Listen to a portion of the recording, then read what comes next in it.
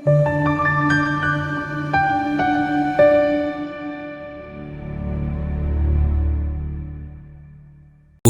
olwamaphupho njengenjwayelo kodwa ke asiqale kanjena sibonga nje ukuthi ungumlandeli uyasubscriber mina ngupastor Ningi kodwa ngifuna ukudlulisa ukukhathazeka nginako ngaza kwethu we generate revenue through ama ads through ama views okusho ukuthi fanele abantu bebuka lama video bese sikwazi ukugenerate ini revenue.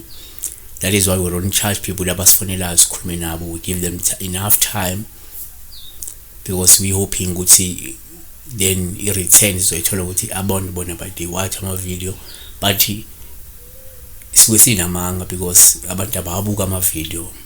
Sinabantu abaloyal less than 200 abaloyal to the channel, less than 200.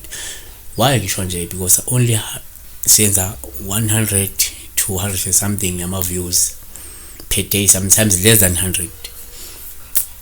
Kodwa sina 30,000 people abasubscribile.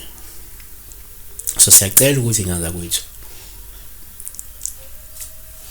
ngoba ngasikwazi ukuba ne 30,000 subscribers and sibe na less than 300 views. Omunye bezothi I know you are not consistent. I-consistency ayikho, but i-consistency ikhona because every day akhona ama video, uyabona, and siya delivery yethu siyazama ukuthi ibe improved, yabona. So siyacela ngaza ukuthi silekeleleni ukubukela ama video ukuze sikwazi ukugenerate nathi ilo i-revenue nesikhathi esidedicate kuwena kuba ukuthi nathi siyayibona i-return ngalesikhathi esifaka kuyo. We can't put more effort and more time only to find that we gain nothing after all, yabo. So please but asibheke ke la udaba lwamaphupho usmart loss ubecela ubuza ke la ngamankankane. Nake singakusho amankankane uphawu luphi sadi uyawabona noma uyawaphupha. Ngenze kuwaphuphe amankankane uwabone mhlawumbe uphuphe ubona amankankane endlula phe kwekhanda lakho ekhala kusho lokho ukuthi mhlawumbe ungasuphumelele noma uthola into eyisikhundla kodwa sineke sikunikeza ukuthula. Ngenzeka uzothola impumelelo noma isikhundla esizoza nezinkulumo esizolandelwa zinkulumo. Number 1. Number 2, ngeze uphupha amankankane kuba uphawu oluhle uma endlula kude. Wabona endlula kude olusho inhlanhla nethemba ngemuva kwekuhlangabezana nokuqhaqhelwa inkinga nobunzima empilweni.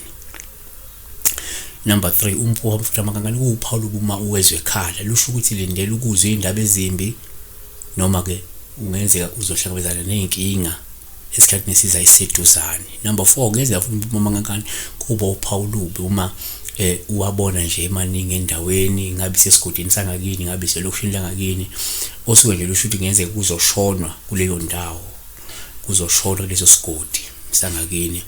Number 5, futhi umphumo amankankane kuba uPaul uma ubona endlula phekomuzi wakini ekhala noma ake ngakhali.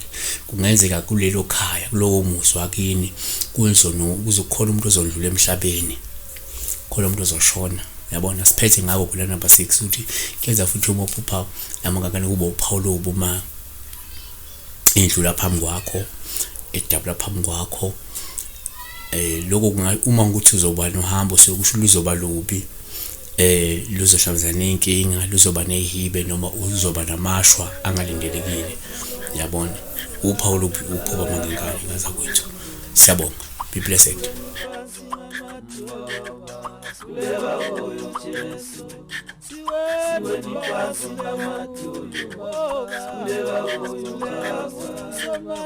Kuleka